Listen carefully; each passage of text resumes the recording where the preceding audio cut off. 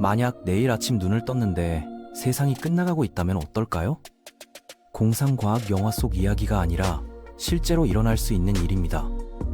인류가 만든 가장 무서운 무기, 핵폭탄이 터지는 순간 우리가 알던 세상은 완전히 사라지게 되죠.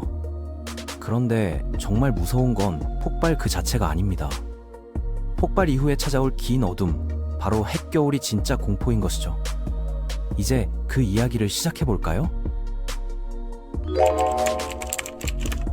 태양보다 뜨거운 불덩이가 하늘 위로 치솟아 오르는 순간을 상상해보세요. 핵무기 한 발이 폭발하면 수천 도가 넘는 열기가 순식간에 사방으로 퍼져나갑니다. 이 엄청난 에너지는 주변 몇 킬로미터 안에 모든 걸 태워버리죠. 건물이든 나무든 사람이든 가리지 않고 말입니다. 그리고 이 열기는 단순히 태우는 걸로 끝나지 않아요. 폭발의 여파로 생긴 거대한 충격파가 도시 전체를 휩쓸고 지나갑니다. 고층 건물들이 종이집처럼 무너지고 단단한 콘크리트 구조물조차 산산조각이 나죠. 이 과정에서 무너진 건물의 잔해들이 다시 불길에 휩싸이면서 상황은 더욱 악화됩니다. 폭발 직후 몇 분 안에 도시 전체가 거대한 화염에 휩싸이는 거예요. 여기서 정말 놀라운 현상이 시작됩니다. 엄청난 양의 열기가 공기를 데우면서 자연스럽게 위로 상승하기 시작하거든요. 뜨거운 공기가 위로 올라가면 주변의 차가운 공기가 빠르게 그 자리를 채우러 들어옵니다. 이 과정이 반복되면서 마치 거대한 청소기처럼 주변의 모든 공기를 빨아들이는 효과가 생기죠. 그리고 이렇게 빨려 들어온 공기 속의 산소가 불길을 더욱 강하게 키웁니다. 이런 현상을 과학자들은 화염 폭풍이라고 부릅니다. 한번 시작되면 스스로를 키워가는 무서운 순환구조죠. 더 많은 산소가 유입되면 불은 더 크게 타오르고 그러면 더 많은 열기가 발생해서 더 많은 공기를 끌어들이는 식입니다. 이 과정에서 지상의 모든 것이 제로 변해버립니다. 하지만 이건 시작에 불과합니다. 폭발 후 몇 시간이 지나면 하늘 위로 거대한 구름이 형성되기 시작해요. 우리가 일반적으로 보는 구름과는 전혀 다른 모습이죠. 화재에서 나온 연기와 재, 그리고 온갖 타다 남은 물질들이 뭉쳐서 만들어진 검은 덩어리입니다. 과학 용어로는 화저군이라고 하는데 이게 보통 구름보다 훨씬 높이 올라간다는 게 문제예요. 일반적인 비구름은 대략 상공 688km 정도에서 형성됩니다. 그래서 비가 와서 공기 중에 먼지나 오염물질을 씻어내릴 수 있죠. 그런데 화저군은 그보다 훨씬 높은 곳, 성층권이라 불리는 공간까지 올라갑니다. 대략 지상에서 12에시 5km 위쯤 되는 높이예요. 이 높이에는 구름도 없고 비도 내리지 않습니다. 날씨라는 개념 자체가 존재하지 않는 공간이죠. 그래서 한번 이 높이까지 올라간 검은 입자들은 내려올 방법이 없어요. 비에 씻겨 내려올 수도 없고 바람에 날아갈 수도 없습니다. 그냥 그 자리에서 몇 년씩 떠다니게 되는 거죠. 지구 상공을 빙빙 돌면서 점점 더 넓은 지역으로 퍼져나갑니다. 이제 한 도시에서 일어난 일을 전 세계 규모로 확대해서 생각해볼까요? 만약 두 나라가 서로에게 수백 개, 수천 개의 핵무기를 발사한다면 어떻게 될까요? 수백 개의 도시에서 동시에 화염폭풍이 일어나고 수백 개의 거대한 화저군이 성층권으로 올라가게 됩니다. 과학자들의 계산에 따르면 이런 상황에서는 약 1억 5,500만 톤의 검은 입자가 하늘 위로 올라간다고 해요. 이걸 부피로 환산하면 50층짜리 마천루만 한 크기의 입방체가 되죠. 이 엄청난 양의 검은 물질이 지구 전체를 덮기 시작합니다. 며칠에서 몇 주 사이에 지구 상공 전체로 퍼져나가면서 태양빛을 가로막기 시작하는 거예요. 영화에서처럼 갑자기 하늘이 새까맣게 변하진 않습니다. 오히려 미묘한 변화죠. 태양은 여전히 보이지만 예전보다 훨씬 약하게 빛을 발하게 됩니다. 여기서 중요한 건 태양빛이 얼마나 줄어드느냐입니다. 평소에 지구에 도달하던 햇빛의 양이 갑자기 3에서 40% 정도 줄어든다고 생각해보세요. 겨울이 뭔지 아시죠? 지구가 태양 주위를 돌면서 어떤 지역이 태양으로부터 멀어질 때 생기는 계절입니다. 단지 햇빛을 조금 덜 받는다는 이유만으로 기온이 뚝 떨어지고 눈이 내리죠. 그런데 이제 그보다 훨씬 더 심한 상황이 벌어지는 겁니다. 어제까지 정상이던 날씨가 오늘 갑자기 변하기 시작합니다. 기온이 내려가고 구름이 적게 생기고 비가 덜 내리기 시작하죠. 이게 바로 핵겨울의 시작입니다. 폭발로 인한 직접적인 피해보다 훨씬 더 많은 사람들을 위협하는 진짜 재앙이 시작되는 순간이에요. 그렇다면 이런 상황이 얼마나 심각할까요? 사실 과학자들도 정확히 알 수는 없습니다. 핵겨울이라는 개념 자체가 이론적인 예측이거든요. 실제로 일어나 본 적이 없으니까요. 그래서 여러 가지 변수를 고려해서 시뮬레이션을 돌려보는 수밖에 없죠. 가장 큰 변수는 얼마나 많은 것이 탈 것인가입니다. 같은 위력의 핵폭탄이라도 어디에 떨어지느냐에 따라 결과가 천차만별이거든요. 나무가 빽빽한 숲 한가운데라면 엄청난 양의 나무가 타면서 많은 연기를 만들어낼 겁니다.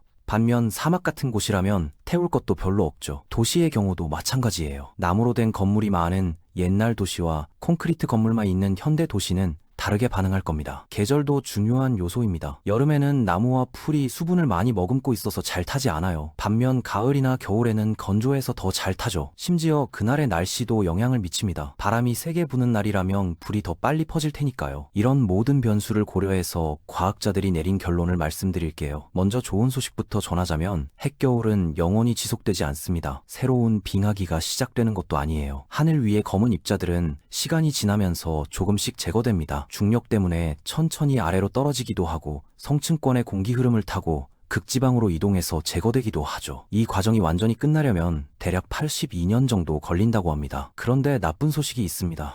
그 8에서 12년 동안 지구의 기후 시스템이 완전히 뒤죽박죽이 된다는 거예요. 우리가 알고 있던 계절의 개념이 사라집니다. 여름이 와야 할 시기에 여름이 오지 않아요. 아니면 여름이 와도 예전보다 훨씬 춥고 짧죠. 겨울은 반대로 엄청나게 길고 추워집니다. 어떤 지역에서는 1년 내내 겨울 날씨가 계속될 수도 있어요. 햇빛이 줄어들면 바닷물의 증발도 줄어듭니다. 증발이 줄면 구름이 덜 생기고 구름이 덜 생기면 비가 덜 내리죠. 그래서 핵겨울과 함께 대규모 가뭄이 동시에 찾아올 가능성이 높습니다. 일부 지역에서는 몇 년 동안 비다운 비를 전혀 보지 못할 수도 있어요. 이 모든 변화가 왜 문제일까요?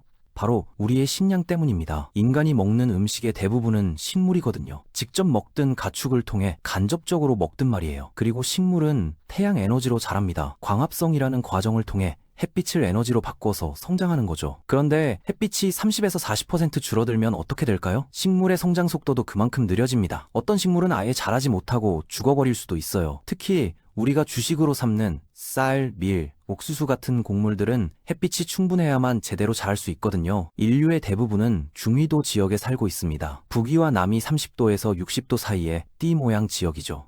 이 지역이 사람이 살기에 가장 좋은 이유는 날씨 때문만이 아니에요. 농사짓기에도 가장 적합한 곳이거든요. 너무 덥지도 춥지도 않고 비도 적당히 오고 낮과 밤의 길이도 적절하죠. 전 세계의 주요 곡창지대들도 대부분 이 중위도 지역에 집중되어 있습니다. 미국의 대평원 지역, 우크라이나의 곡창지대, 중국의 화북평원, 아르헨티나의 팜파스 같은 곳들이죠. 이 지역들에서 생산된 곡물이 전 세계로 수출되면서 70억이 넘는 인류를 먹여 살리고 있어요. 핵겨울이 시작되면 이 중위도 지역의 기온이 급격히 떨어집니다. 최악의 경우 여름에도 기온이 영하로 떨어질 수 있어요.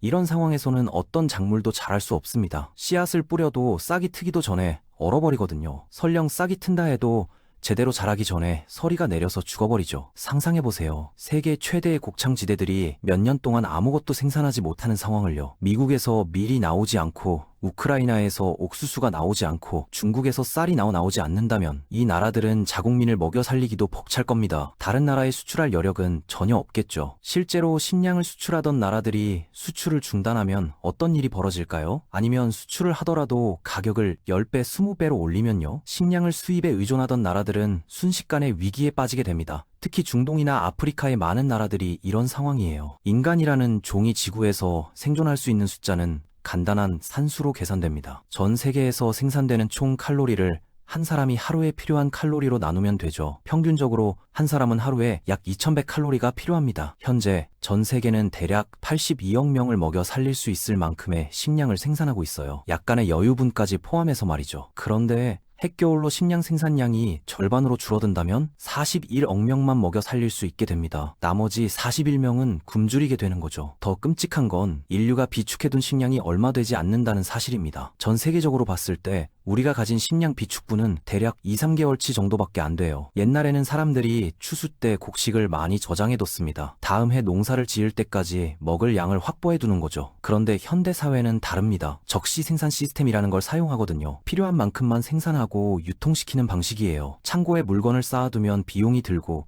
효율이 떨어지니까요. 그 결과 우리 사회는 끊임없이 돌아가는 공급망에 완전히 의존하게 됐습니다. 이 공급망이 멈추면 2-3개월 안에 식량이 바닥납니다. 슈퍼마켓 진열대가 비고 식당이 문을 닫고 사람들이 굶기 시작하죠. 핵겨울이 몇 년씩 지속된다면 이런 상황이 계속 이어지는 겁니다. 그런데 문제는 기후만이 아닙니다. 현대 농업은 엄청나게 복잡한 시스템이거든요. 단순히 씨 뿌리고 물 주고 수확하는 게 아니에요. 엄청난 양의 화학 비료가 필요합니다. 농약도 필요하고 제초제도 필요하죠. 그리고 이 모든 걸 생산하고 유통하려면 석유가 필요합니다. 트랙터가 움직이려면 디젤이 필요하고 비료 공장이 돌아가려면 천연가스가 필요하고 수확한 곡물을 운송하려면 다시 석유가 필요해요. 현대 농업은 화석 연료 없이는 작동할 수 없는 시스템입니다. 그런데 핵전쟁이 일어나면 이 모든 공급망이 붕괴되죠. 정유 공장이 파괴되면 연료가 나오지 않습니다. 화학 공장이 멈추면 비료와 농약이 나오지 않아요. 항구가 폐허가 되면 수입도 수출도 할 수 없죠. 설령 날씨가 괜찮아진다 해도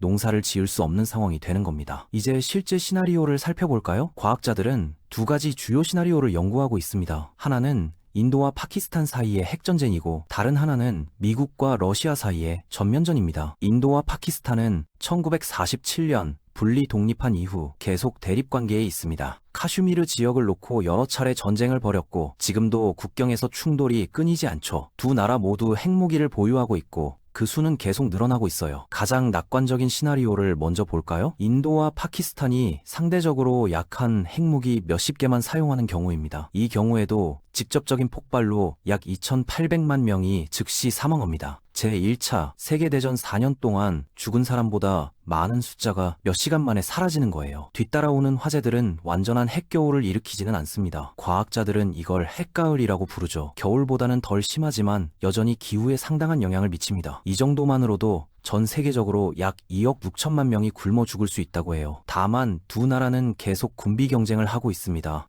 보유한 핵탄두의 수도 늘고 있고 위력도 강해지고 있죠. 만약 두 나라가 수백 개의 핵무기를 사용하는 전면전을 벌인다면 상황은 훨씬 심각해집니다. 이 경우 직접적인 폭발로 1억 명 이상이 사망합니다. 델리, 뭄바이, 이슬라마바드, 카라치 같은 대도시들이 완전히 파괴되죠. 그리고 이렇게 많은 도시가 동시에 타오르면 본격적인 핵겨울이 시작됩니다. 이 규모의 핵겨울은 전 세계 식량 생산량을 절반으로 줄입니다. 인도와 파키스탄에서 멀리 떨어진 나라들도 영향을 받아요. 왜냐하면 하늘 위에 검은 입자들이 전 세계로 퍼져나가거든요. 그 결과 약 21억 명이 굶주림으로 사망할 것으로 예상됩니다. 현재 살아있는 인류의 약 26%에 해당하는 숫자죠. 하지만 이것도 최악은 아닙니다. 정말 최악의 시나리오는 강대국들 사이의 전면 핵전쟁입니다. 미국과 러시아 또는 중국이 포함된 전쟁이죠. 냉전 시대에 만들어진 상호 확증 파괴라는 개념이 있습니다. 한쪽이 핵미사일을 쏘면 상대방도 즉시 반격해서 둘 다 완전히 파괴된다는 논리예요. 그래서 아무도 먼저 공격하지 못한다는 거죠.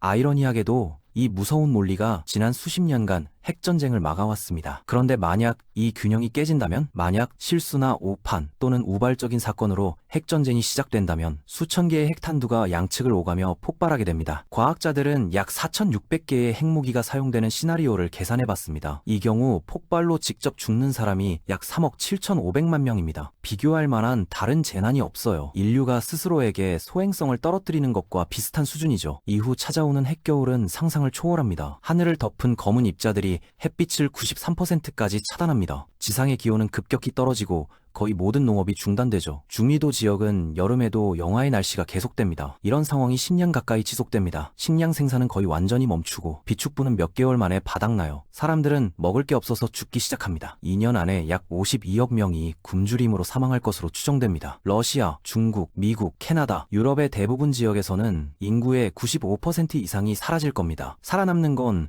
극소수의 운 좋은 사람들 뿐이죠. 인류 문명은 사실상 붕괴됩니다. 그나마 희망이 있다면 남반구의 일부 국가들입니다. 모든 핵 보유국이 북반구에 있기 때문에 남반구는 직접적인 공격을 받지 않을 가능성이 높아요. 호주, 뉴질랜드, 아르헨티나, 칠레 같은 나라들이죠. 이 나라들은 몇 가지 이유로 살아남을 가능성이 있습니다. 첫째, 남반구의 핵겨울은 북반구보다 덜 심합니다. 대기 순환 패턴 때문에 검은 입자들이 남반구로 덜 이동하거든요. 둘째, 이들 나라는 넓은 목축지를 가지고 있어요. 소, 양 같은 가축은 농작물보다 추위에 강하죠. 풀이 자라지 않더라도 당분간은 비축된 사료로 버틸 수 있습니다. 셋째, 이들 나라는 식량 수출국입니다. 평소에는 생산량의 상당 부분을 다른 나라에 팔죠. 핵겨울이 시작되면 수출을 중단하고 자국민만 먹여 살리는데 집중할 겁니다. 이렇게 하면 몇 년은 버틸 수 있어요. 다만 이것도 쉽지 않을 겁니다. 굶주린 다른 나라에서 난민이 몰려올 수 있거든요. 수백만, 수천만 명의 사람들이 살 길을 찾아 이동하기 시작하면 어떤 국경도 막을 수 없죠. 최악의 경우 식량을 놓고 전쟁이 벌어질 수도 있습니다. 핵겨울이 끝난 후의 세상은 어떤 모습일까요? 아무도 정확히 알 수 없습니다. 살아남은 사람들은 폐허가 된 도시, 오염된 땅, 파괴된 인프라 속에서 새로 시작해야 할 겁니다. 전기도 없고 깨끗한 물도 없고 없고 의약품도 없는 세상이에요. 인류는 수천 년 동안 쌓아온 문명을 잃게 됩니다. 책은 타버렸고 컴퓨터는 작동하지 않고 전문 지식을 가진 사람들 대부분이 죽었죠. 살아남은 사람들은 마치 중세시대로 돌아간 것처럼 살아가야 할 겁니다. 몇 세대가 지나 인류가 다시 문명을 재건한다면 그들은 어떤 선택을 할까요? 우리의 실수를 교훈 삼아 다시는 핵무기를 만들지 않을까요? 아니면 또다시 같은 길을 걸을까요? 이건 아무도 답할 수 없는 질문입니다. 확실한 건 하나입니다. 우리는 핵전쟁을 막기 위해 할 수 있는 모든 것을 해야 한다는 거예요. 이야기가 아닙니다. 시간에도 전 세계엔 13,000개가 넘는 핵탄두가 존재하고 있어요. 그는 몇 분 만에 발사될 수 있는 상태로 대기 중이죠. 보면 인류는 여러 번 핵전쟁 전까지 갔습니다. 1992년 쿠바 미사일 위기 때, 2013년 소련의 조기경보 시스템 오작동 때, 그리고 많은 작은 사건들이 있었어요. 운이 좋아서 피할 수 있었죠. 하지만 우리가 운이 좋을 거라는 보장은 없습니다. 핵무기를 가진 나라들 사이의 긴장이 높아지고 있습니다. 새로운 나라들이 핵 개발을 시도하고 있고 기존 보유국들은 무기를 현대화하고 있죠. 실수나 오판의 가능성은 점점 커지고 있어요. 우리 한 사람 한 사람이 할 수 있는 일이 있습니다. 핵군축을 주장하는 목소리에 힘을 실어주는 것, 평화적 해결을 추구하는 정치인을 지지하는 것, 다음 세대에게 전쟁의 참상을 교육하는 것들이죠. 작은 일처럼 보이지만 이런 것들이 모여서 큰 변화를 만들어낼 수 있습니다. 핵겨울은 SF 소설 속 이야기가 아닙니다. 과학적으로 충분히 가능한, 그리고 일어나면 인류 문명을 끝낼 수 있는 실제 위협이에요. 우리는 이 사실을 잊지 말아야 합니다. 그리고 다음 세대가 핵무기 없는 세상에서 살 수 있도록 노력해야 하죠. 지금까지 핵전쟁과 핵겨울에 대한 이야기였습니다. 무섭고 우울한 내용이었지만 알아야만 막을 수 있습니다. 우리 모두가 관심을 가지고 행동할 때 비로소 이 재앙을 피할 수 있을 겁니다.